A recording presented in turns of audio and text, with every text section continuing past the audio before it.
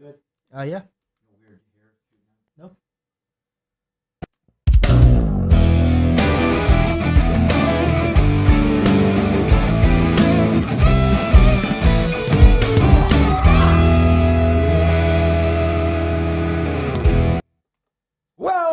Welcome. It's God's Comic Brad Stine. This is Brad Stine Has Issues Live Monday night, where comedy, conservatism, Christianity collide in a cacophony of clarity. Tonight's special guest, and I do mean special, the man that knows how to get in trouble with the law, with everybody that hates conservatives, Dinesh D'Souza. Special guest tonight. Why? Because this Friday night in theaters nationwide, he has a brand new documentary, and as you know, his documentaries are never anything to sneeze at.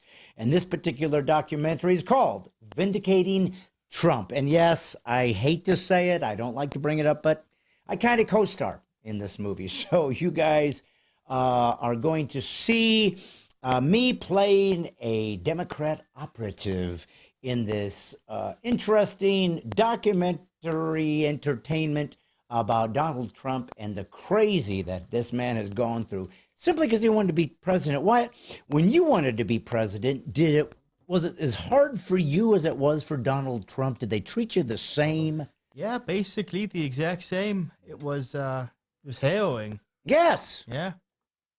Did you find yourself almost losing hope, but somehow you held on to life, liberty, and the pursuit of happiness? Yeah. I definitely had some some low moments, but Okay.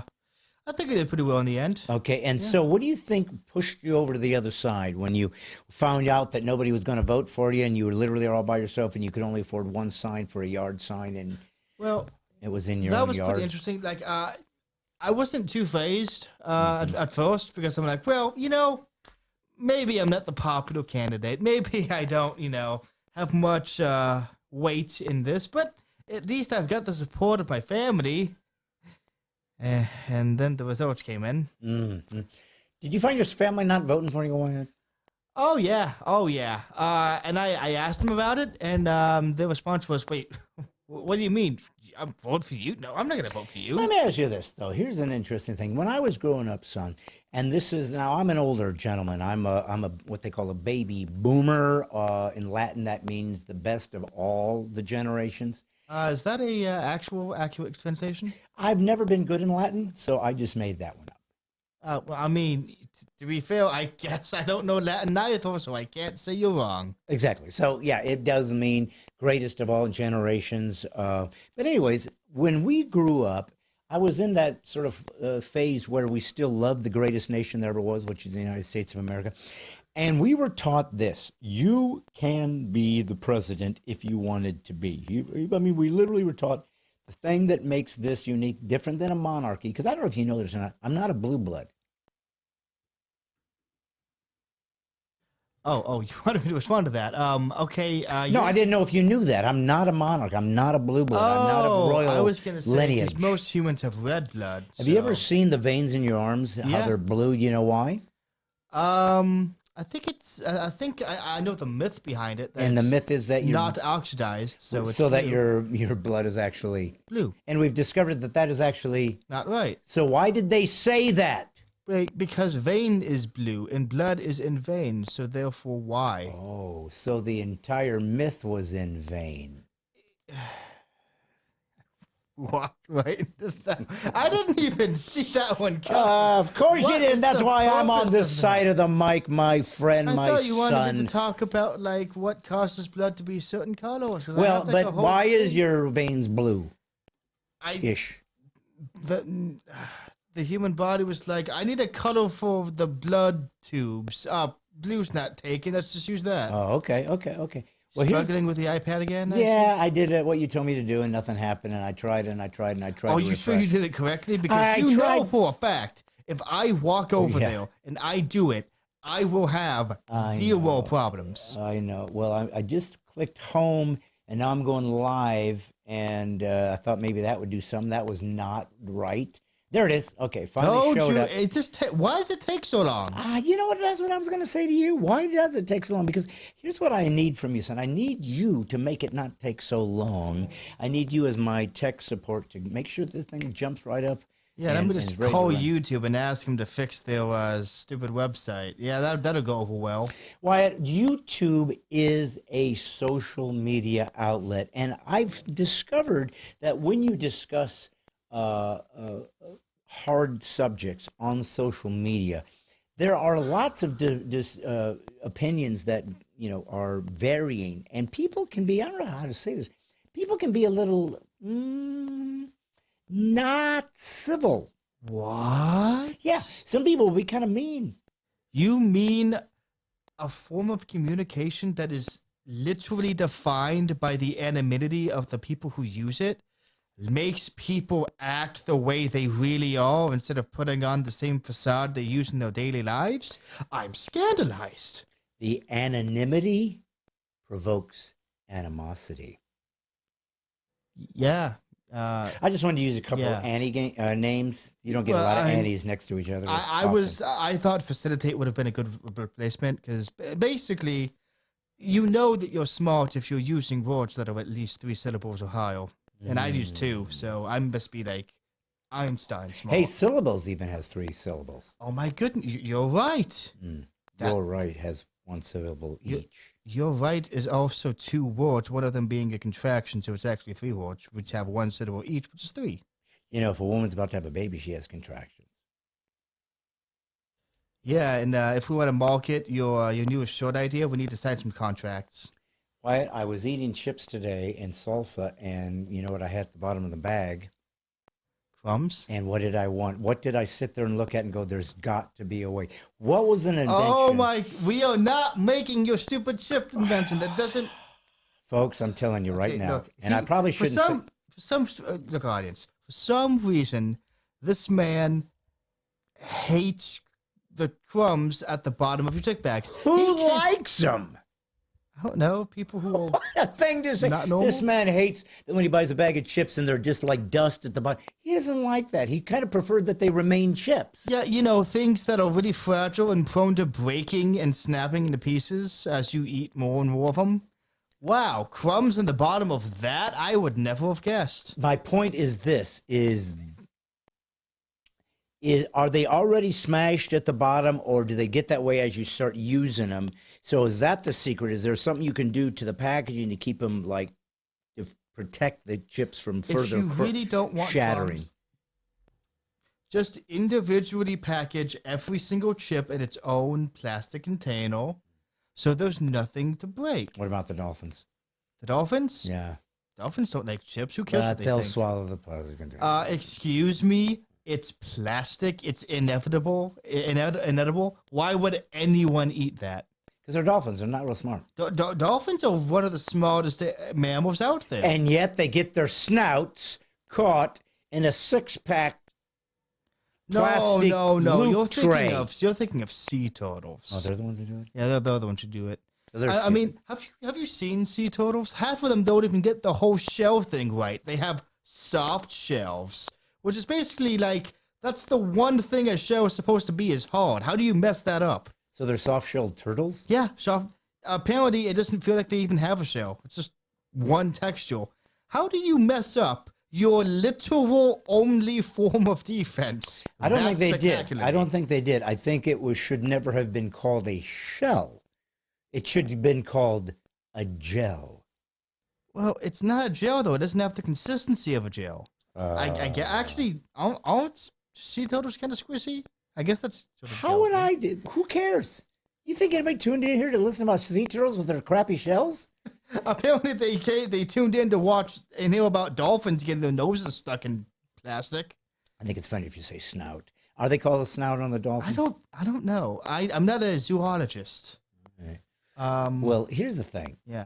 I've noticed that when you, as you said, you get on the internet, people seem to take liberties with others. They seem to be mean-spirited and angry, and it's a cowardly thing to do because, like you said, no, they're not going to have to face the repercussions normally. Now, of course, we now have a lot of people who want to regulate the internet and tell conservative, people that they're not allowed, Christians, people, normal people, everybody equally, that they're not allowed to think differently than them. But here we sit with this crazy double-edged sword, because the internet can be an amazing. How many times have I stumped you with my intelligence and you got on your phone and Googled it and you found it? It's like having the Library of Congress in your shirt pocket, except nobody chooses to use it. They'd rather argue to the heat death of the universe that they're right, no evidence required. Well, I was going to say it's because you don't have a shirt pocket, but nevertheless, I think you're onto something. I mean, I don't not have any shirt pockets. Do you have a shirt pocket as we speak? I have exactly one shirt pocket, and it's not with me right now, but I do have one. Thus, you would have no phone available to Google had I gave you an insight about some concept that you didn't understand. No, but I am in front of a computer. Well, speaking of computers, I was thinking about the rants. You know, as Brad Stine Has Issues grows, and why it's grown, it's blown up. Do you know that? Have you heard about the guests that are actually wanting to be on this show now? I know. Listen, we're killing it, son. You and me in our little hovel, our little shell, and I might add a hard shell. It's a hard shell. Ha ha ha ha. Not a gel shell. Very funny. Well, okay. I'll be honest with you. I wasn't trying to emulate Woody Woodpecker, but it was a perfect segue. I honestly couldn't tell if you were. I wasn't, but once you said that, I'm going with it. But I wanted to talk about how as this program grows, and what do you think people are more interested? I mean, we got people watching as we speak, and many of them are old, classic fans who get on and say hi, and we always try to say hi to them. We're so grateful for them. But what do you think people are more interested in, honestly, the guest or you and me shooting the breeze? I'd have to say the guest property. They're infinitely more interesting than we could ever be. That hurts. It's true, yeah, but it hurts. Well, it wouldn't hurt if it wasn't true. That's true, which is why it hurt. Yeah. Well, I was telling the people out there that I wanted to try to create a podcast that was more like a TV show, late night showish thing. So I thought, well, we need to have a rant every week. And so I'm going to start where you and I had discussed trying to create a new rant scenario that we're going to try to use. But I still have a bunch of the older ones that many people haven't seen. And so I thought, well, let's throw that out there and let this be kind of a fun addition to tonight's broadcast. And what I call social media is for cowards. Matter of fact, Wyatt, why don't you run it as we speak, or as I speak? Run the promo? No, run the social media. Okay, thing. cool. I totally wasn't Googling something Lord and missed God, what you said. help me get a son that understands every word in a row. In a weird way, social media can be a bit of a precursor to what we will experience at Judgment Day. When we post something on social, whether it's a text or a video or a comment, it seems we often forget that it rests there for eternity, for all intents and purposes. I mean, once recorded and put into the atmosphere of information, it's never going to go away. You can't erase it. Sometimes, but not before someone has screenshot it, saved it, sent it out to the masses. Yet we continue to think of this world as anonymous, that for some reason it seems to bring out the worst of us. You see, when we used to have to face our nemesis in the flesh, there was a certain amount of discretion, decorum that was expected of us. It was once called civility. Not to mention, it was a safer way to engage, since when faced with a flesh and blood human, there is much more at stake. Social media has become the Iron Man suit of the coward. We could subtly insult, malign, threaten anyone we chose without concern of physical retribution. There are many who've nurtured and cherished this power. We even gave them a moniker, the troll. That's why when people try to engage me on a thread commenting on my latest episode or comedy bit, there are certain parameters I demand. I believe that someone has to start the ball rolling if we have a chance to return to some standard of polite, albeit heated dialogue. My hope is these not only allow you your freedom of speech, but actually teach us ways to not hate each other along the way. So, number one, information, not insults. If you want to explore your position, feel free. That makes for interesting dialogue and hopefully stimulating conversation. But if instead you simply name call, diminish others' perspectives, and attack, malign, insult, then you will more than likely be removed from my thread. Now, I'm not interested in conflict as entertainment. I'm interested in moving the conversation along. If you have no information but only insults, I'm not interested. Number two, I expect you to have your own thoughts. If you simply come on posting a link from someone to essentially do the work for you, not interested. Copy and paste doesn't an argument make. I write all my own stuff. You got to do the same. Number three, if someone answers your statement with a rebuttal, you need to address that. Okay? Not going off on a rabbit hole or change the subject. Just answer the refutation. Even if your answer is, I don't know, I'll have to look into that. That's honest and humble. Each one of us is responsible for our actions. Let's be remembered as the ones who took the high road, who sought clarity and truth, but always left their opponent their respect and dignity. I realize it will most likely not be returned to you, but you won't have to answer for how others treated you. You will have to answer for how you answered others. You ready to try? Somebody's got to start the ball rolling.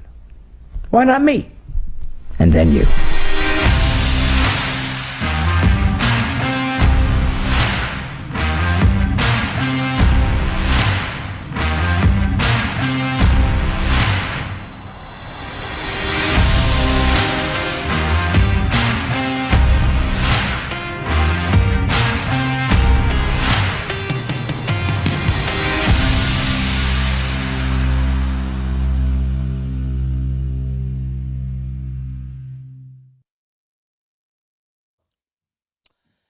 So that's really all I can think of, Wyatt, is that it's time for us to decide what we're going to be like, because we have to be different than everybody else because we're Christians. Wyatt, that really makes life harder, don't you think?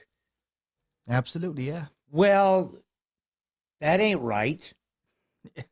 How do you know what is and isn't right? Well, because, for example, I know that Ashley Haas is the first person to say hi to us today. She said, greetings, Brad White and everyone.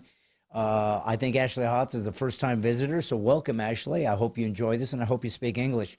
We've got Daniel, wow, she's really adding some words. Lemelin Herring, that's Danny Herring. She lives where, Wyatt? Canada? Yeah, Okay, in a... Yeah, it's either an igloo or a war bunker, depending on the time with of day. a moose. You're right. Meese. Right. Dusty Will is here. Of course, St. Nick is here. Stan Stinson from Alabama. White and Brad, happy money. Got any issues? Oh, do we ever? Daniel Woods here. Good for that. Jim Brona, of course. Love that guy. Got to put my glasses on. Can't see. Cabo's here. That's my car and Boyd. Let me think. Just Paula Faye Marie Roger, my favorite four-named lady. We also are looking at Force Baney, and if your name is Baney, you are a force to be reckoned with.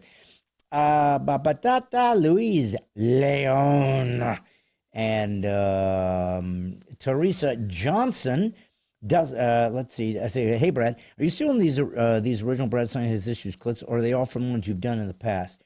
Well, somebody asked a question, White. Should I answer it or should I leave them hanging? Have you ever heard of a cliffhanger? Oh, yeah, I love cliffhangers. Do ya? Yeah. You ever hung from a cliff? It's not so fun. No, well, no. I like watching cliffhangers. Okay, so They're like human pinatas, dangling 500 plus feet in the air. well, Except whacking them with a stick is apparently illegal. I guess, especially if you're a parent. But I would say this. These particular, okay, so here's the thing. I'm going to answer, who is it, Dusty, I guess? So yeah, so these Brad Stine has issues. So let me tell you the backstory. Have I told them the backstory of these Brad Stine has issues, Wyatt? At least 11 times at this point. But did I do it with an excited resonance like this? At least 4 times. Did I add punctuations with my 3 times. Did I do it 1 time? Maybe I shouldn't do it. I don't know. You've never done it reluctantly, so maybe that's an angle you can go off of. Ooh.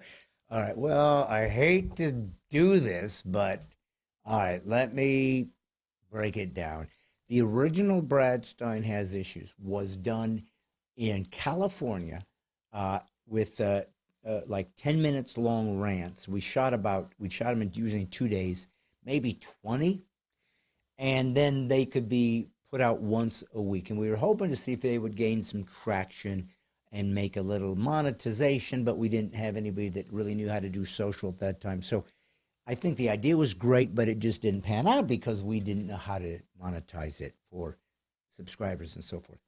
But we had them all in the can. And so when I decided to do the podcast, I asked Joel, who was the wonderful philanthropist that first started these and paid to help build these and try to see if he could make something out of this show. I said, listen, I'm just going to start my own podcast. But I want to keep calling it Brad Stine Has Issues because I think it's such a great name. And but I would love to use the old ones because, hey, let's get some traction. They had some great content. So that's what I brought on. But the new ones that I want to do, and I think that Wyatt and I will experiment with them, I really want to do a hybrid of PragerU, which is kind of what this was. It tries to give you real information with humor. So that's like Babylon B-ish. And it's a hybrid so that you learn from it. It's funny, but hopefully informative because I have a hope that will get some legs and it will go viral. It may not. I don't know why. Has anything really ever gone viral that I have been involved with? Honestly, nothing I can think of. Yeah. So maybe the problem is I shouldn't be the one doing them. Maybe. Or, yeah, I know that's probably it. Yeah, but here's the deal. I was trying to save it, but I'm going to try. But, one of the things that I really feel that people also do like is you and I talking to each other because, we're just a couple guys yakking it away. We don't know what we're doing, but we're having some fun. We do have some distant relationship in that you are a 28-year-old man and I created you from whole cloth. So from that, we are unique and are bonded. But there's a lot of things about Wyatt's wisdom that you people don't know, and that is that oftentimes he fakes it. Well, I mean, is it really wise to let my biggest trick out of the bag? Now they're going to know that Wyatt's wisdom was more Wyatt's whimsy. That's it. But here's the thing, Wyatt. Part of that was when I put out that broadcast right there that we just did, that rant, it talked about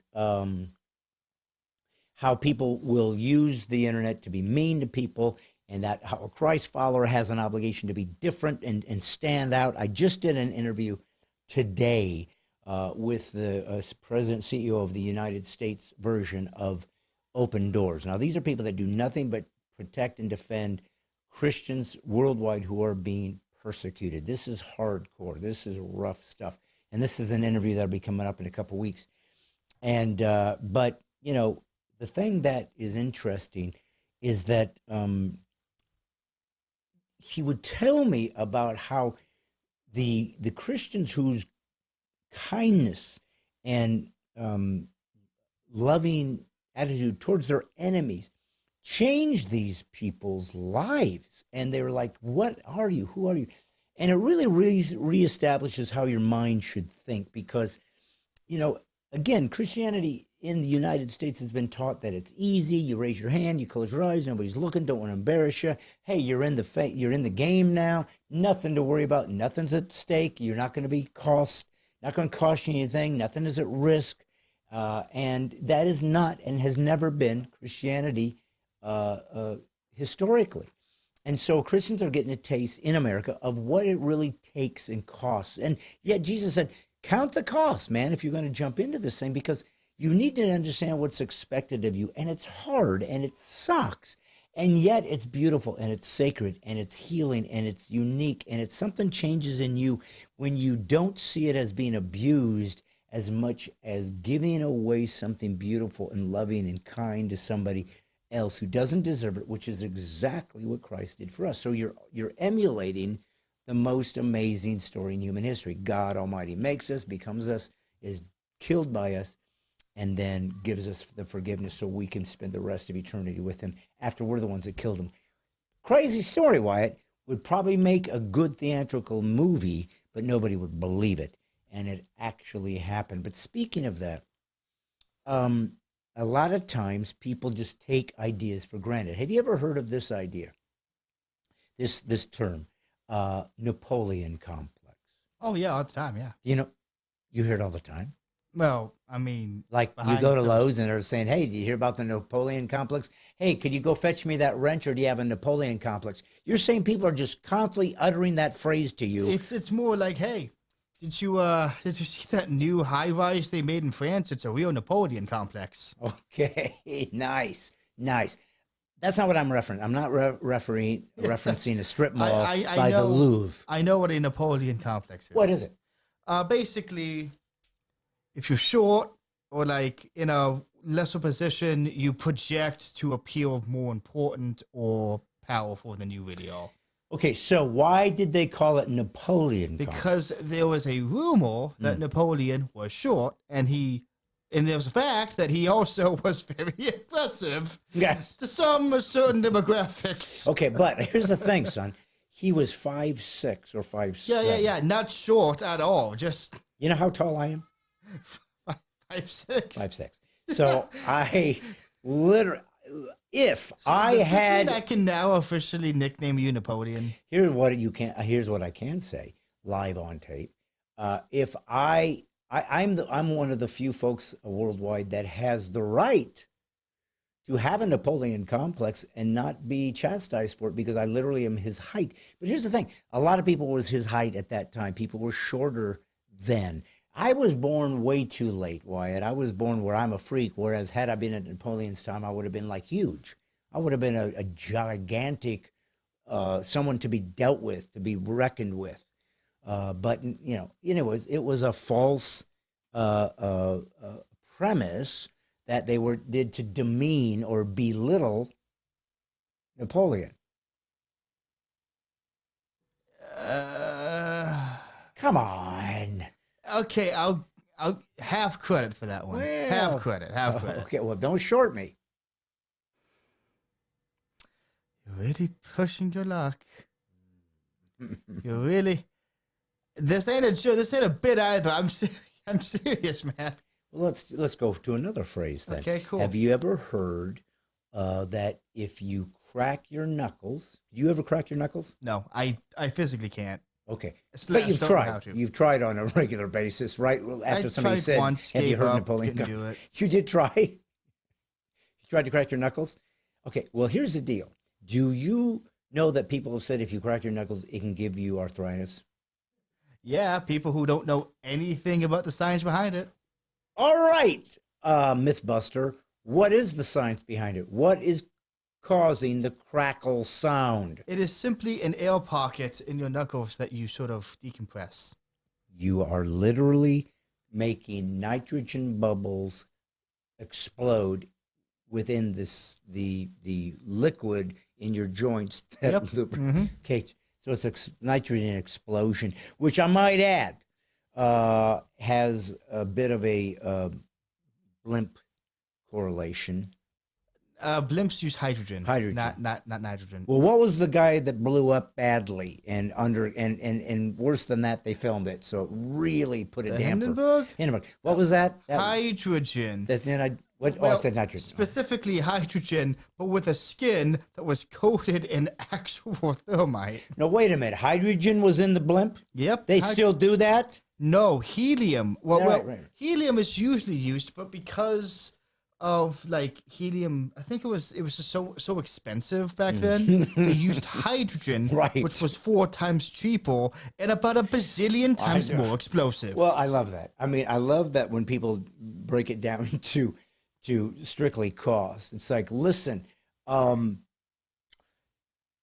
gas in your car is really getting expensive. I'm just throwing out. How about we replace it with nitroglycerin? Much cheaper. It will burn it out at a much. I mean, the foolish things people have done and not thought it through. I don't think that insurance companies were quite as prevalent at that time, where they had to be concerned about. Like, nobody did some thought. Like, I'm just wondering, guys, do you think this is not the best use of gas for this, being it's filled with humans? And are you kidding me? Yeah. What are you talking about? The thing's perfectly safe as long as there's no static electricity, loose flame, power lines, thunderstorms, random friction. Oh, as long as none of that stuff happens, it's totally safe. It's in flames. And we got a film, just in case you the humanity. Exactly. Let me ask you this. How many senses do we have? Oh, way more than 5.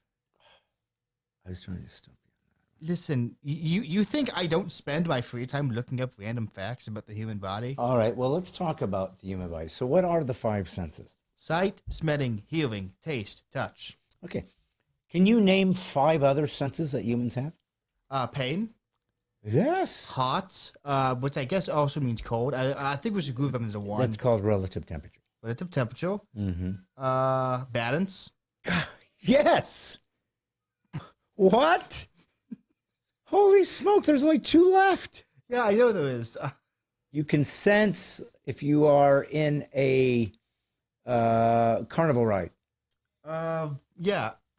You sense what? Rotation. Acceleration. Acceleration, yeah. And you can sense when you are falling through the air and trying to right yourself. Buoyancy? Body position. Body position. Like you know how when gymnasts or whatever, they can kind of sense how their body is, so they can try.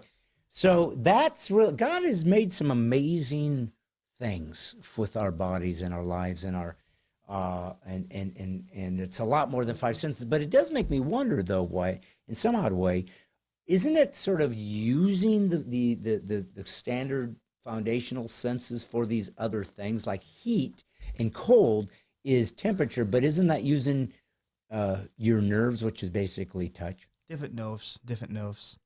Okay. Well, what about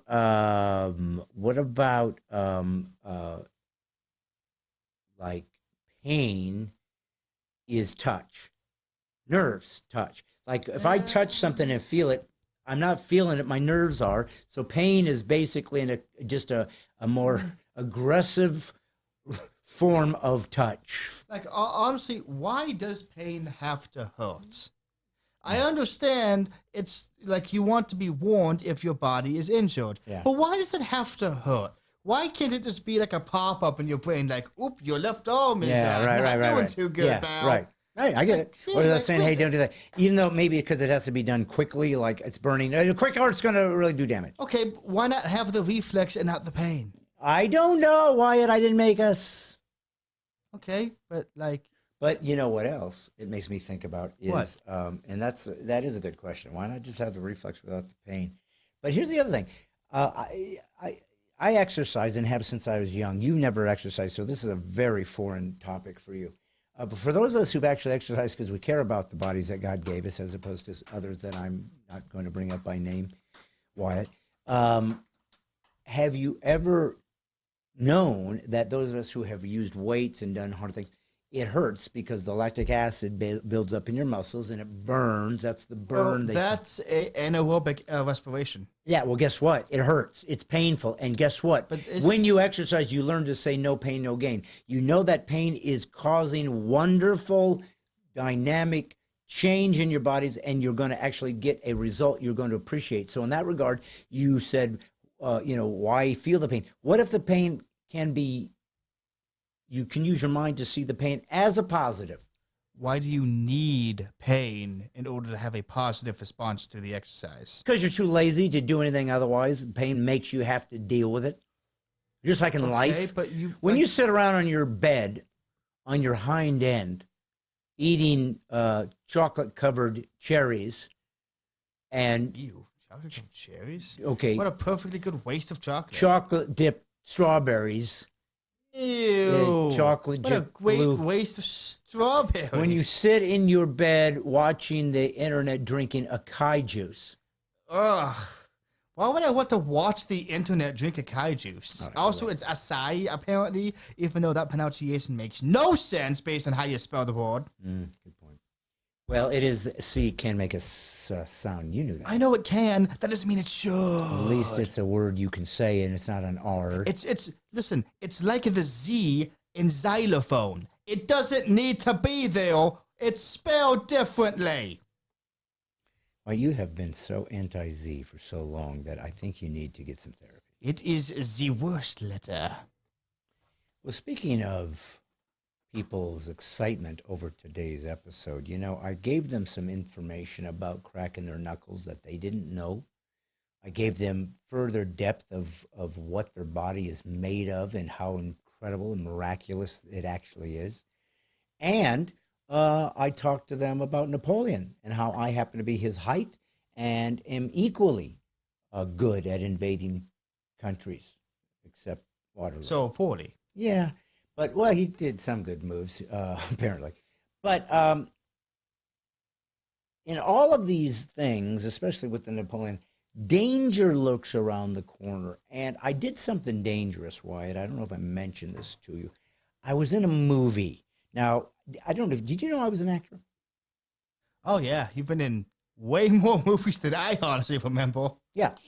Because you've never seen them. No, you've shown me some of them. Oh, okay. Yeah. Well, I've been in quite a batch. Yeah, not as many as Eric Roberts, who was a guy I was in a movie with. Do you know he's the second most in movies actor in history? We talked about him. Yeah, that's right. Well, anyways, I was in a movie with him last November called Jingle Smells. Did you ever see Jingle Smells? Yeah. We had like the whole thing. We watched the whole thing. Okay. Well, anyways, he was in that, and his sister's Julia Roberts. Have you ever heard of her? Yeah, I've heard of her. I'm not sure where, but I have heard of her. She's a famous actress. Anyways, well, I was in a movie, and it's a dangerous movie, as I tend to do. It's a movie by Dinesh D'Souza. Why have you ever heard of Dinesh? Yeah, you've been talking nonstop about him all week. Oh, I can't wait for the Dinesh trailer. Oh, man, when does Dinesh get to be on? Yeah, it was honestly kind of annoying, you know? Well, believe it or not, that time has come, and Dinesh is the next. Because this is the week that a brand new documentary, this is a man that put out 2,000 Mules trying to basically look for evidence that the 2020 election was stolen. This is the man that did a documentary called Hillary's America in 2016 to say this is what it would look like if her worldview ran the show. This guy did a movie about what would the world be like if America had never existed. So he really has paid a price for being a conservative and for being a Christian, and he makes these movies. Well, he's got one out this week. It hits the screen this Friday called Vindicating Trump. And what it really is just sort of taking a look at everything that happened to this guy who happened to run for president and happened to win in 2016 and then in 2020 didn't. And all of the things that have happened to this man from the government, from sources throughout the world, the nation, who simply don't want him to have a shot at being president of the United States again. So this is what this movie was about. Meanwhile, while the movie was even being completed, he was shot at and hit in the ear. So the man has been tried twice, assassination attempts on this guy. I mean, it's the craziest scenario I've ever seen. And, you know, guys, I don't know who's going to win the presidency, but I do lean towards the guy that keeps getting shot at and keeps coming back and saying, I'm not going until you kill me. I want somebody with courage. I want somebody that was strong. His history is certainly not sterling, as is anyone's. He was quite the playboy. He was quite, but then again, if I was a non-Christian billionaire in New York City in the 70s and 80s, what do you think I'd be doing, Wyatt? Oh, do you really want me to answer that? Well, yeah, maybe we could have it on the director's cut. Yeah, the direct to DVD cut. Right. Well, anyways, but the point of the matter is what he said he's standing for. And again, I don't know who to trust anymore. I don't know who's real anymore. I really don't. It's such a crazy world of upside down. Right is wrong, wrong is right, black is red, green is up, Baal is being worshipped, babies are being sacrificed. It's demons have been unleashed, and here we sit, and I'm just in my little hard shell case trying to make a difference. First, as a Christ follower, this world doesn't have a shot without Jesus Christ, the living God, the only one that proved it on earth. That's where it has to be. It has to be a spiritual dimension. And I'm watching people like Russell Brand suddenly say they're a Christian. I don't put a lot of pressure on this man. He's a huge platform, and he's suddenly talking Jesus. I'm saying, go get him, brother. I pray for you. But, man, you have no idea what's at stake because they don't want you to succeed. But you hear a lot of people talking God again, Jesus again. They realize something is going on. The world, son that even you grew up with, the nihilism, the new atheists that just destroyed hope for men who now are returning to God and realize that this nihilism don't work. This postmodernism simply doesn't work. And so we are trying to find a true north, a balance, a traditional remembrance of America. And so this is what I believe Trump is trying to represent. And so that's what this movie is about. I have not seen it. I will see it this weekend. If you're going to see it, go see it this weekend because the weekend is the key. The first weekend lets them know, are we going to release this to more theaters? So I happen to kind of be in it, and I thought it might be a special treat for you guys as my fans at Watch to see the trailer of the movie that's about to hit nationwide this Friday. So Wyatt, do them a favor and see if you might notice me popping up as well. Folks, here it is. Vindicating Trump, the trailer.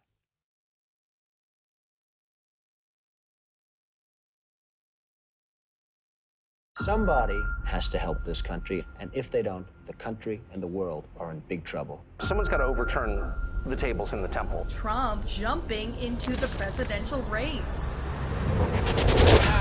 She's a bit worried. Of the Apprentice guy? You know the feeling of power. Could you handle it or would it devour?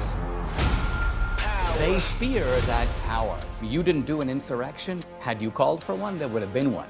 And there would be one if you called for one now. I'm not sure I want that power. I want the power just to make the country better. America first! And that scares them. A lot about Donald Trump scares them. Let's look at everything. Campaign, his family. Let's get foreign eyes on him. We have one target. You know who he is. Going after their companies, their families. That is a dictator. It's a very dangerous time for our country. The goal is to put him in jail because they're so afraid of his voice. I am your voice. We'll bury him so deep in legal, it'll bankrupt them. Broke Donald in jail right before the election. Sorry for being that guy, but isn't that election interference? It's not interference if we do it. We just want a free and fair election. Sounds expensive. Ballots ain't cheap. Wait. Did you actually say the word buy the ballots? We were able to purchase 10,000 ballots. That's terrifying. They cheat in many different ways. That's all they're good at. Ready to save democracy? We need to stop him permanently. And that person will be risking his life. Too bad it's not the 60s, right? It's the way you survived. I said, get me up. Trump has beaten back every attack against him. It's like the damn Terminator. We're going to fix our borders, and we're going to fix our elections. We're going to win. This is my legacy. Vindicating Trump. The best is yet to come.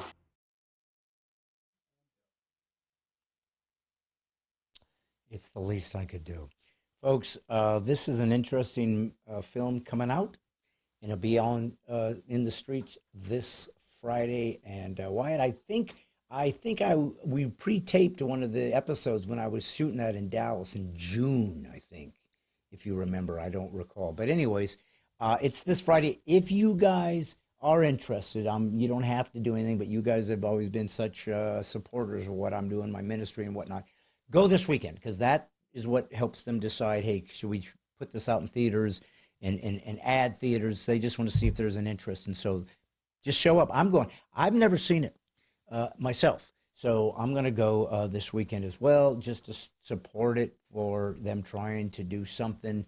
And honestly, guys, I did it because I believe in free speech. They literally said to me when they contacted me, hey, would you want your name attached to that? And I said, why wouldn't it? Well, a lot of people don't, because they believe in what we're doing, but they just don't want to not have any more work in Hollywood. And I said, look, the people that support what I do and who I am as a comic, as a believer, they don't cancel me. They agree with what I stand for.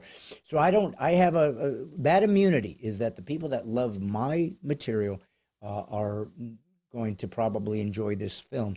So I don't have to worry about that. But more importantly, I got to be honest with you, it was more about me saying I don't want to have to fear freedom. If somebody had called me to do some stupid, movie that's some dumb animated thing, but I'm just like, I just going to do it because I just like to act. I want to have fun.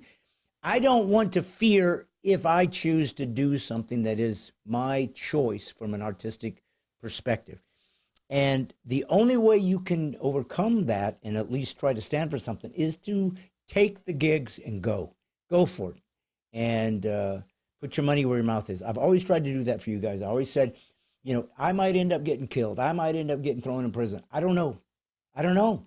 Because of the things I'm standing for are the type of things that is happening to people in this nation, where it is costing them everything. I'm not shooting for that, but as you'll see in a few weeks, martyrdom is not off the table, but very often is part of what it means to be a believer, or at least persecution.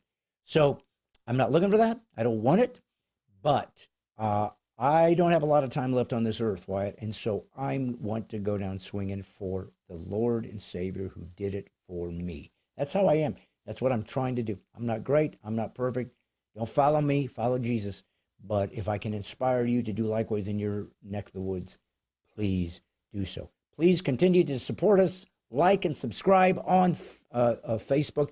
Like and subscribe on YouTube. Brad Stine Has Issues. Please share this with your friends. Do whatever needs to be done to grow this thing. And let's see what happens. But I'm going to continue to bring on the best guests I can for you guys and see if we can really do some damage for the kingdom of the Getting's Good. And this particular night, we have the man himself, Dinesh D'Souza, who's going to be interviewed and talk about the film and about life and about America and about things he's gone through. And share it, guys, please. Let's see if we can watch God intervene, because he sees bold warriors who will pray to him, who will believe for a third great awakening, but will not cower to tyrants.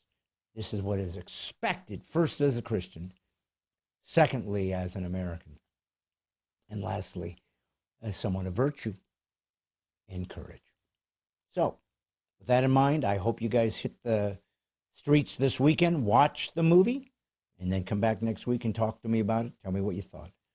In the meantime, you get the first behind-the-scenes look with the man that put it all together.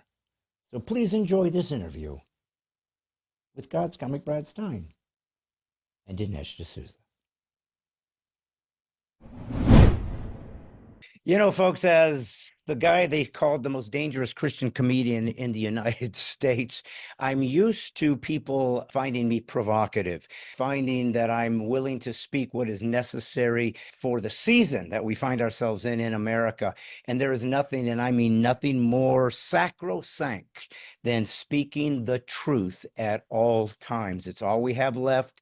It's the only thing that gives humans something unique in the universe that sets us apart, but also allows us to delineate delineate what is good and what is valuable and what is moral compared to those things that are evil.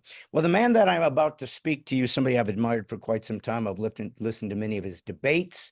He's a fellow brother. He was a former leader of a Christian university. He's a provocateur, a man that is not afraid to get into the fray, has put out great and incredible films that have talked about ideas that have made a lot of people very angry, the status quo, the self-appointed elite. Well, you got a brand new film coming out this Thursday, the 27th, called Vindicating Trump. So if anybody is going to get themselves in trouble, it's doing anything that is vindicating Trump. So let's just jump right into it. Please welcome, my privilege to have Dinesh D'Souza. How do you do, my friend? Hey, I'm doing great. Thank you very much. Delighted to be with you. And of course, you were too modest to say that you have a role in vindicating Trump, and a very funny one, a laugh out loud role. And so I want to thank you for helping us make this film into what it is. Well, that's very kind of you, and I'm grateful that I didn't completely destroy the film single-handedly. It wouldn't be the first time. But you know what? It's funny, Dinesh, because I am a comedian for over 30 years and an actor. But, you know, something interesting when I was approached to do this film, I wasn't really thinking about this, but since you brought it up, when they reached out to me, they said, listen, we'd love for you to be in this film. If you're interested, here's what it's about. I don't know if you want your name on the credits. And I'm thinking, what are you talking about? I've been in 25 movies. I'm a SAG actor. I love films. Why wouldn't I want to be, why wouldn't I want my name in the movie? And then they mentioned, well, you realize this is Dinesh D'Souza's fingers are all over this. And I said, I actually greatly admire this man. There is a point of view in America that if you connect to that or aren't afraid to associate with that, that you should fear for your freedom or your safety or your reputation. I'm like going, even if it was some crazy Porky's 3 thing or whatever, I shouldn't have to fear free speech. I should be able to do and say, and if you don't like what I'm doing, don't watch it. You want to hate me? I promise, I'm a conservative. Speak all you want how much you hate. But what I'm not going to do is destroy the sacrosanct need for free speech as the bedrock for a free nation. And here you are putting out something called Vindicating Trump. So perhaps if you want to make a quick commentary on sort of that assessment of what is going on in America that would cause us to even fear associating with something. But then also, what does Trump need to be vindicated from? Let's just jump right into this movie coming out this Thursday. Yeah, a couple of thoughts about what you just said. We have a small film team of about 6 of us. Well, one of the key members of our film team just does not let his name be used. Why? Because he does other types of projects. And so he is, incognito, as they say. My wife is a singer, and she flew out to LA to do some music for the film. And she sang with a couple of other singers, kind of a mini choir. And then she's looking at the credits for the film, and she goes, "Song by Debbie D'Souza." And she's like, "Wait a minute, I shouldn't get the full credit. What about the other 2 singers?"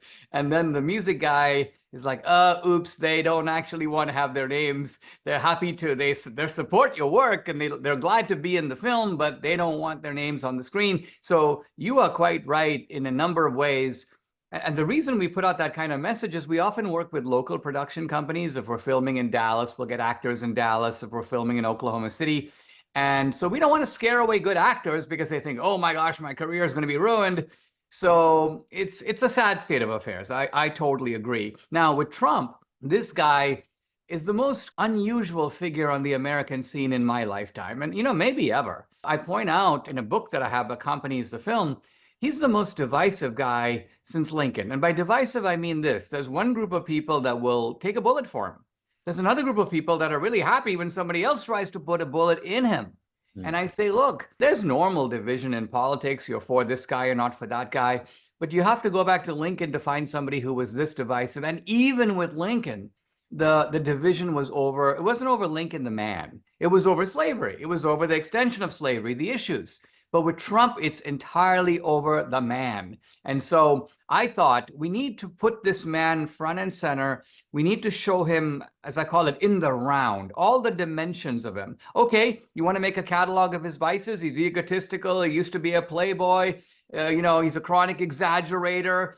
Let's do that. But let's also take a look at his list of virtues, and let's see if you, his critics, have any of those. So the film does not shrink from any of the critiques of Trump. It takes them head on, and it makes the case for Trump, but in a movie style. It's a narrative, it's a story, it's highly entertaining, it's inspiring. The centerpiece is an actual one-on-one with Trump, which I think I tried to do the kind of interview with Trump and bring out aspects of the man that have not been brought out anywhere else. And happily, I think I was able to do that. In the United States right now, I mean, there's so many difficult elements of what is happening to our cultural milieu that is just hard to even wrap our minds around, because it happens so fast and it's so odd. It's odd. As a Christ follower, I do believe there's a spiritual dimension here, because when I hear people behaving in ways that are so irrational, so illogical, looking at ideas that are clearly obvious of what's a man, what's a woman, what is true, what is false, is there good, is there bad. We're the foundation for the West and for civilization to be coherent and not to be an anarchy. That was necessary and has a proven track record. I'm a conservative, so I want to conserve reality of history. I can look at history.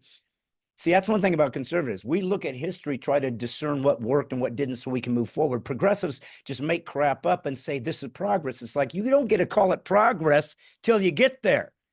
You don't get to just say it's progressive and then make something up and then decide this is the upside, this is the good side. So you said to me, the man is divisive, but let's just be honest. He's the easy representation of an idea, because a man, it's just like this whiteness thing. There is no whiteness. The whiteness never did anything. Ideas do things. His ideas harken back to traditional American patriotism and what did it mean to be a cohesive community of civilized and citizens of America, which used to be something that you honored. So what do you think it is about his worldview that he puts into the political realm that is so frightening to the left and apparently the world in general? What is it really about him that, if he is able to inculcate it into culture, is going to frighten these people to such a degree they're willing to do whatever is necessary to destroy him? The problem, I think, is not so much his worldview in the sort of intellectual or ideological sense, because there are other people who have that worldview, and the Democrats and the left are not spending their whole life trying to destroy those people. So you have to ask, what is it about Trump? I think it is the fact that there is a certain kind of larger than life aspect to this guy. I mean, think about it. He's a massive cultural celebrity. His name would be alongside Muhammad Ali and a few people that you could go in a street in Africa and say Trump, and people are like, Trump, they get it. He's a giant brand, and he was that before he ran. So so he brought that to the table. The other thing is he's a builder, he's a doer. He built half of the New York skyline. And the point I want to make here is that there are a lot of people who have ideas, but they don't know how to do them. They come in, I'll do this, I'll do that, but then they're lucky to basically hang on to the office without doing hardly any of it. But with Trump, the left looks at this guy and they go, he's an 800-pound gorilla. Now, we are an 800-pound gorilla too, but we are not an 800-pound gorilla all by herself. In other words, Joe Biden is an 800-pound gorilla and Kamala Harris isn't. For the left to be an 800-pound gorilla, they need a whole regime. They need the media, they need the intelligence agencies, they need academia, they need Hollywood. You put it all together, they've got an 800-pound gorilla. And they're a massive bully. They operate like a bully in the culture right now. And Trump is the bully's bully. In other words, he's the guy who knows how to handle a bully. He's been doing it all his life. And he's the one Republican who has that temperament. And so they're like, he's our problem. This is the guy we need to remove from the scene, because even if somebody else came along and they shared Trump's, they used MAGA slogans, they're not Trump. We don't have to fear them the way we fear him. One thing about leftism that we've all come to see, if we're paying attention, is it's about identity. It's about putting people into groups so that nobody has to individually discern ideas or contemplate ideas and try to sort of decide what is working, what isn't, what is good, what is bad. It's easier to lump people into a group and say, we have this sort of general, gigantic idea that you guys are all clumped into, and just follow us and we'll lead you into the promised land. Trump is an individual, autonomous guy who said, I'm going to run this without somebody controlling me from the side. I'm a billionaire, so I don't need lobbyists to persuade me. I don't need your money. I don't need your fame. I'm already famous. I didn't need to be a president of the United States. I could have just laid low. And by the way, everybody that attacks him now used to be his buddy, couldn't wait to cozy up to him. And suddenly he represented something that they fear. What is going on worldwide? Yeah. There is something happening. I think Corona, its one great benefit was when the masks came on, the masks came off. Everything was revealed. We realized that there is a global agenda that is clearly true. I don't know how long Americans have actually been able to be the republic, be the government. I don't know how long we've ever been able to vote, or if that's actually been manipulated for years and years. And we're just peasants. We don't know what's going on. We just assumed that the good guys were good and the bad guys were bad. When I watched the Republicans do nothing in regards to checks and balances when the abuse of the Constitution is put into place, I realize you guys are either cowards, you're compromised, or you're in on this. But something is afoot that is bigger than most of us even want to believe, let alone do. So what is your take on what is really happening behind the scenes, and who is trying to control the world, and what is that ideology? All right, I'm going to give it to you sort of straight, but let me start with just a couple of things about the movie. The movie is Vindicating Trump. It makes the case for Trump, and it's important because Trump puts himself on display, but he doesn't really make the case for himself. Like Reagan would lay out, these are 7 reasons you should vote for me. Trump doesn't do that. The movie makes the case, and it makes it in a very intellectually but also emotionally powerful way. The website is vindicatingtrump.com. If you go there, you can get tickets. Opens Friday, September 27th. See it opening weekend. Okay, number 2, you are right that Trump is not only an individual, he's such an individual that I think when God made him, he chucked away the mold, right? I mean, there's nobody else quite like this guy. Now, for the left, and I've been trying to think about why it's so attractive to people on the left. And I don't think that the reason is simply that they get to be a member of a group, or they think that the group is somehow defines their identity. It's a ready-made identity. Here's what I think it is. The identity politics kind of woke mold, the worldview, supplies 2 things to the people who jump into it.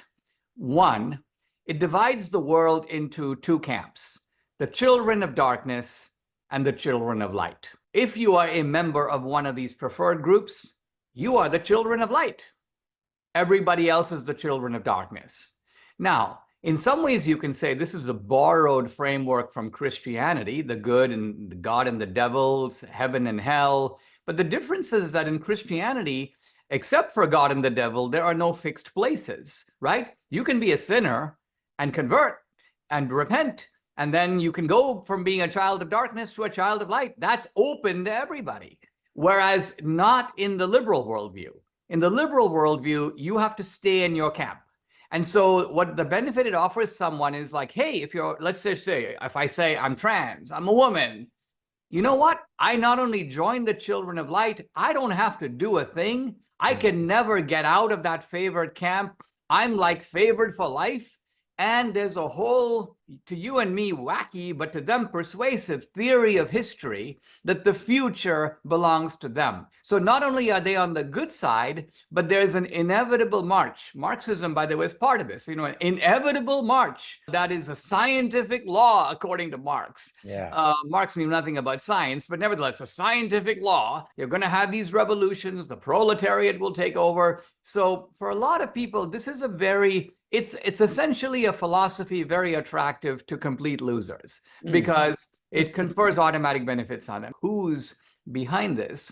I think the answer is that there is a particular group of progressive, leftist, socialist elites. These are people who have successfully taken over major institutions. Domestically, we know about the institutions they've taken over, which go beyond the old list, which the old list was like academia, Hollywood, the media. The new list, the military, the Boy Scouts, the FBI, the CIA, places that in some ways had a conservative reputation in the past. The other thing is they've taken over global institutions, the World Health Authorities, the United Nations, UNESCO, the World Economic Forum. I'm not going to say that it's just like one cabal and they all get on an early morning Zoom call. It doesn't really work like that, but it's more like birds of a flying formation. The birds don't really communicate with each other directly. Maybe each bird is only following the bird to its right. But nevertheless, they are a group. They have a direction. They're all going to Florida for the winter. There's a pattern, and the pattern represents a kind of coordination. So it's coordination without outright collusion. The problem is it's unsustainable because it doesn't have a powerful foundation of unity, right? I mean, it's so fascinating to me. I say this in my comedy, you know, whoever controls the words controls the people, because that really allows you to disseminate how things can be communicated, what is good, what is bad. You're really just controlling the dissemination of information and the ability to know what reality is. I mean, that's a frightening thing. And if you are cowardly enough that if you speak truth and somebody says you're being insensitive, you say, oh, my bad, let me retract, let me self-censor, well, then you are a slave. You essentially have decided, I will give up. This is what Corona did. What broke my heart wasn't that the government was stealing our constitutional rights and our liberties, but that people gave them away, because the truth is we still have the numbers. If every American from day one in Corona said, I'm not shutting my business, I'm not wearing a mask, I'm not taking a vax, I'm not stopping commerce, we would have been healthy, robust economy, still running forward. Some people would have got sick, most would have been fine, and that would have been that. But everybody thinks that they're the kid that looks at the monarch walking down the street and going, boy, look at the naked emperor, look at him. And everybody thinks I'd be the kid. And what Corona proved is actually 99% of you are the ones saying, what a gorgeous regalia this man is wearing. Look at this. Because cowardice seems to be running the show. People don't want to be feeling left out or canceled or whatever. And I understand that. Nobody wants to lose their job, but liberty demands sacrifice. It demands whatever is necessary to keep freedom and love it. I'm a Christian first. I do not worship the United States of America. I worship Christ, but I'm grateful for it. It's the greatest nation there ever was. And your movie is great because it focuses on a man who's trying to become president again. It focuses on the attacks against him that I think you believe are unwarranted or in some ways malicious and unwarranted. So what can an average, and other than going this Thursday, 27th of September to see your movie and to participate in that, and that's a great proactive way to do that, vote with your pocketbook. But what can your average person listening to this, I do get people from around the world watching, do to defend their freedoms so that perhaps we can remain a free nation for a few more generations? Number one, I would say we need to keep our eyes wide open and have earned distrust of authorities that we previously trusted. You mentioned COVID. Now, the reason that COVID stumped a lot of people, by the way, me included, and Trump included, was we have all been raised to trust the people in the white coats. You know, you go to a doctor's exam, the doctor goes, I'm going to run a few tests. Nobody says, hey, wait a minute. Why do I need those tests? What are those tests actually going to cost? We're so used to, oh yeah, doc, sure. I got to take out your appendix. Oh, sure. Can I come in Tuesday? You know, so people are habituated to this.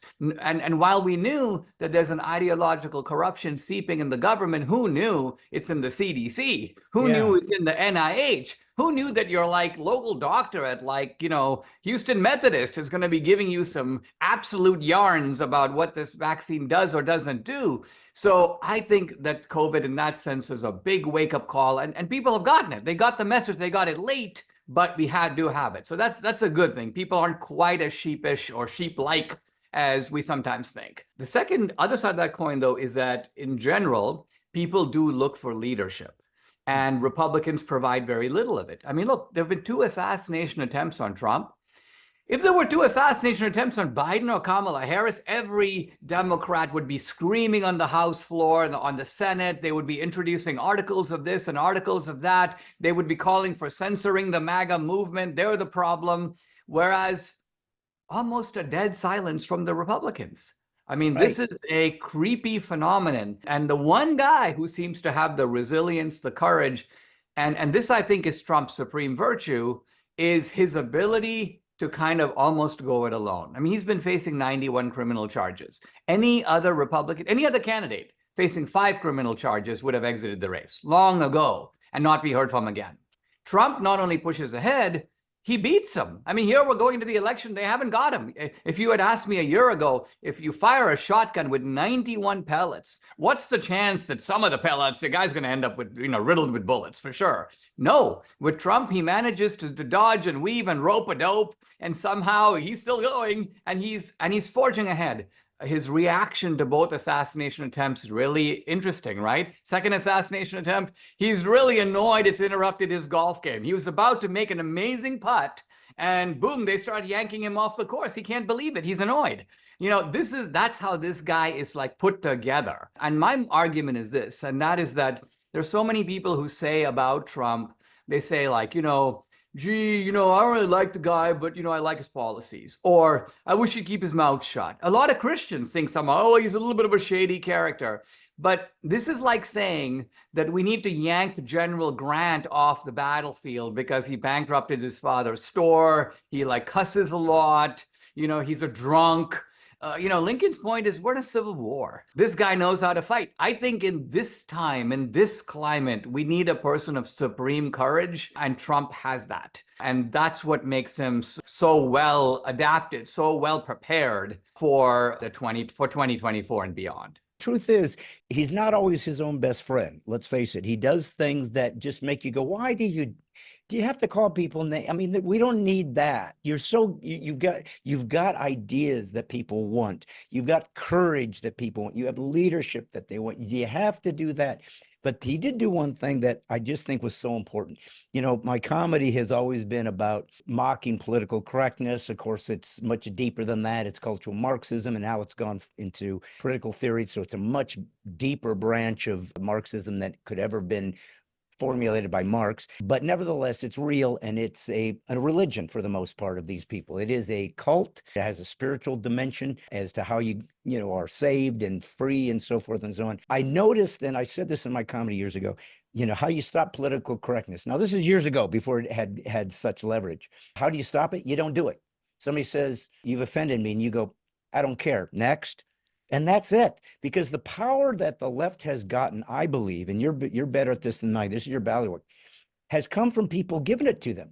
You're just saying, okay, I'm not allowed to say that. Okay, oh, that's offensive. Okay, and using Christian virtues and leveraging, manipulating Christian virtues to not be judgmental, to be loving, to try to be kind, to try to be empathetic, to try to be forgiving. So it gives us the way to be supernatural naturally. And he spoke against it. The reporter would say A, B, and C, said, yeah, you're fake. Next.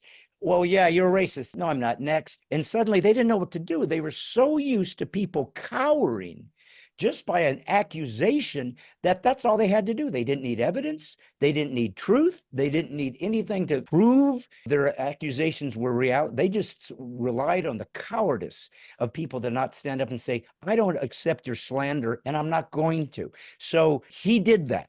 He stood against these accusations and stood strong. So when Christians battle, and you and I are fellow believers, so we have this in common, and a lot of people aren't, but they're patriots or they care about free speech. And if you're an atheist and you care about that, fight with me. We need as many people on our side as we can get. But to the Christians that have battled their own faith, that they want to be pure and deal with virtue and honor and so forth, and Trump obviously has done things that are not Christ-like, as we all have. So when they battle with, I don't feel like I should vote for him, how do they navigate their faith with clearly 2 candidates that aren't perfect. They're not Jesus. None of them are. We have to just look at the landscape of things, right? I mean, when David took on Goliath, right, it wasn't just a man-to-man fight. David represented Israel. In other words, David represented, if you will, the God's side. The Israelites were God's chosen ones. They were the ones sort of expected to be faithful to God. The Philistines were the bad guys. And the bad guys had a leader, and the leader represented the bad guys. So there's simply no question biblically of us sitting around. We don't read the Old Testament and go, well, you know what? First of all, with David, why does he go around carrying that slingshot? You know, why doesn't he fight the way we do? Why doesn't he just complain a lot? What's all this Bathsheba business going on? You know, we don't do that. Why? Because we basically go, David is fighting for the armies of the Lord, flawed man though he is. And God doesn't have such a high standard that God goes, I can't pick David. Look at this guy. This guy falls short. You know, God is willing to use David as a weapon, as his instrument, so to speak. So that's the landscape. That's worth keeping in mind. Second, with Trump. What the heck? I mean, first of all, this guy, okay, he was a playboy, I grant, in his younger days. Nobody's claiming he's a playboy now. So the worst you can say about him is he's a reformed playboy. Not the worst thing in the world to be. He's a reformed playboy. Number two, he's massively egotistical. True. However, when you are under attack on every platform, every second of every day, guess what? Your ego becomes a sort of self-protection. It becomes a kind of personal wall, if you will, that Trump has built around himself that enables him to survive. Nobody else could otherwise take it. A normal human being cannot. If you say to a normal human being, which would you rather do? Enjoy your life in Mar-a-Lago as a billionaire, or take nonstop attacks with not only character assassination, legal assassination, and then 2 actual attempted assassinations? Which box are you going to check? You know, it's not normal what Trump is doing, and I think his ego is a political virtue in the sense that I just described. And then he has a lot of real virtues, magnanimity. You'll never find a guy, a doorman or a guy who works in a restaurant for Trump who says one bad word about him. They go, he's the best boss. He's the nicest guy. He knows my kids' names. So in other words, I say to these Christians, you know, you're so high and mighty. Why don't we match up your virtues against Trump and vices and see who comes out on top on the full scale of things? I mean, that's one of the things I do in the movies. I bring out Trump in the round to say, okay, look, in Reagan's time, you know, Reagan was above the fray. Trump is in the fray. He's attacked like Reagan was never attacked, so he gives it back. That's his natural tendency. You know, they use ridicule on him. He will ridicule you back. And I got to say, he's better at it than they are, right? Because he comes up with names and they stick. You can never get out of one of Trump's names. Whereas they try names on Trump and they never stick. He's Orange Man, he's this, he's that, but they can't really get him even though they've tried desperately. So I've even seen articles about how, you know, Trump's humor is the kind of humor that authoritarians use to maintain a captive hold on their cultish audience. So anyway, the left has their hands full with this guy. These people live by the worship of themselves, their own egos, their own pride. And the proof is everything that they accuse us of, they are doing. They are accusing you to be a bigot because they're bigoted. They accuse you of being closed-minded because they're closed-minded. So here we sit in this obvious gaslighting. Obviously, you know, they're worried about him becoming Hitler. And then we're watching a government in the last 4 years that weaponizes the FBI, weaponizes the CIA, weaponizes the CDC. Economic Forum apparently has sway on all kinds of Western, you know, leaders. The only people that are being disinvited from speaking at colleges are conservatives. So if there was ever to be the template for a despot, we have one. You know, I don't know what we're supposed to do, but Dinesh, the one thing that's so challenging right now, the internet, and it can be wonderful because it allows voices to be heard that would not be given access to mainstream networks, which, by the way, are basically becoming irrelevant. But nevertheless, they still exist and they give the illusion that they have some kind of status. We don't know what's true anymore. We don't know how to assess information. We don't know when we see something. Is that vetted? Is it not vetted? Sounds good. Cognitive bias is always going to allow me to gravitate towards things that I already agree with, but that doesn't help me. I need to have the courage as a Christ follower and a conservative to realize if what I believe conflicts with what is true, I change my belief. Whereas to the left, if what they believe conflicts with what is true, they change the truth. We can't afford that. I'm a Christ follower. He said he was truth. It is the single most holy element of a human civilization. Truth. How do we even know what's true? How do we tell anymore how to assess information? So if I decided, let's say, to vote for Trump, how do I know he's not in on this too? The ordinary citizen, I think, is pretty smart. And here's the proof. And I think I can definitively prove that. You and I know that the ordinary citizen can go to a movie, let's say a kind of a whodunit, or let's say some kind of suspense movie, and the movie's trying to be really clever, right? Because there's an obvious suspect, but clearly that guy didn't do it. Somebody else did it. And the ordinary citizen is actually quite adept at observing small facial gestures, clues that are just gently planted in there that are not really there for him to spot, but nevertheless there. People can figure things out. They are able to do that. And so apply that, let's call it, movie intelligence, if you will, to the world. Don't take large bodies of information, particularly ideological information, for granted. Now, we believe in truth. The other side actually doesn't. And I don't just mean this as like I'm name calling. No, not at all. I mean it in a more profound way. For them, truth is something that is created.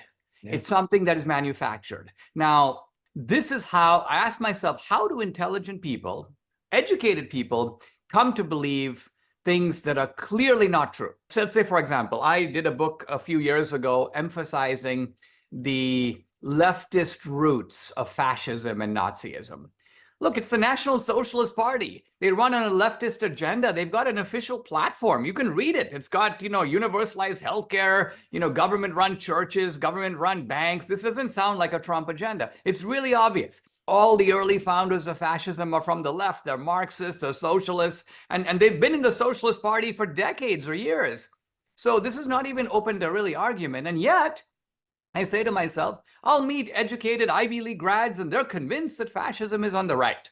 So I say to myself, how did they come to believe that? And I just want to maybe leave you with my answer to that question, which is this. It's the theory of the ricocheting bullet. Here's what I mean. Let's say, for example, you go into your classroom and your professor goes, fascism is a right-wing phenomenon. And then you graduate and you turn on PBS or NPR and you hear some academic talking about right-wing fascism. And then you see Michael Moore has a film about how fascism is on the right. And then you go into a bookstore and you see a book of that topic.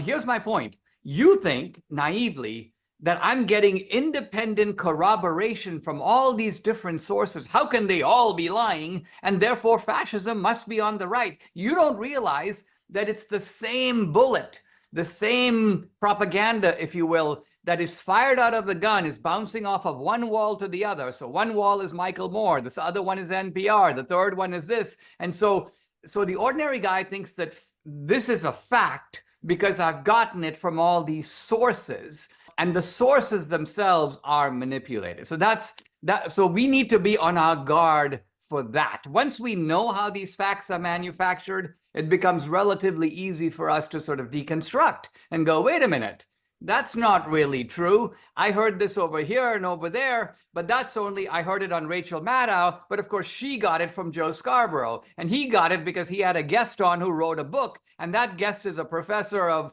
women's studies at Columbia. So it's almost like we could do a little bit of archaeological digging here, and we find out the whole thing is completely bogus.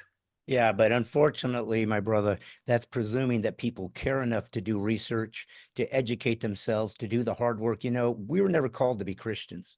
We were called to be disciples. And from that comes the idea of discipline, that you have to study to show yourself approved. The weakness in the church and its failing has become they don't take Christ seriously. They're not willing to die for him, and they're not willing to do the hard work to understand how to defend their faith. So here we sit. Nevertheless, that's a lot to unpack. September 27th, hitting the streets, vindicating Trump, where people will have Right, their by own the way, ability. Go it's ahead. Friday, September 27th. Oh, I'm sorry, No Friday. worries. No, even better. Okay. More people will go on a Friday than a Thursday. Yeah, just But, go on that weekend. The movie is opening, by the way. This is not like a single showing. It's a normal theatrical opening. You can see it'll have multiple shows a day. You can get tickets on Fandango. Our website is vindicatingtrump.com. Definitely go opening weekend if you can. Well, if you were able to get it into theaters with all the forces against you, God's providence must be upon this. So we have to fight together and be one. Folks, remember, always, always stand for truth, speak truth. And remember this, when somebody says you're politically incorrect, I always say thank you for the compliment. And I'm just a comic, but I'm doing what I'm supposed to do, which is what? Putting the woke back to sleep. See you next Monday.